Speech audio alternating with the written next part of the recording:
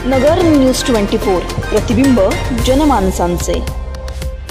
नगर news 24च्या हाती आलेली आत्ताच्या घडीची मोठी बातमी। अखेर सरकारने अहमदनगर शहराचं नाव बदललं। आता या नावाने ओळखलं जाणार नगर। आज 13 मार्च रोजी राज्य मंत्रिमंडळाच्या बैठकीत अतिशय महत्त्वाचा निर्णय घेण्यात आलाय।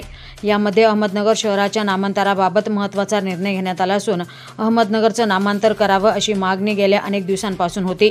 विविध पक्षांच्या नेत्यांकडून कार्यकर्त्यांकडून याबाबत मागणी केली जात होती। पुण्यश्लोक अहिल्यादेवी होळकर असं नाव अहमदनगरला देण्यात यावं अशी मागणी केली जात होती। अखेर सरकारने याबाबत मोठा निर्णय घेतलाय।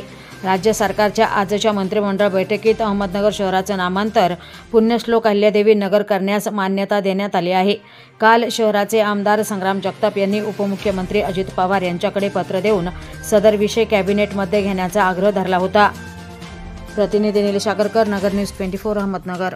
अशाच महत्त्वाच्या बातम्या जाणून घेण्यासाठी नगर न्यूज 24 ला सबस्क्राइब करा।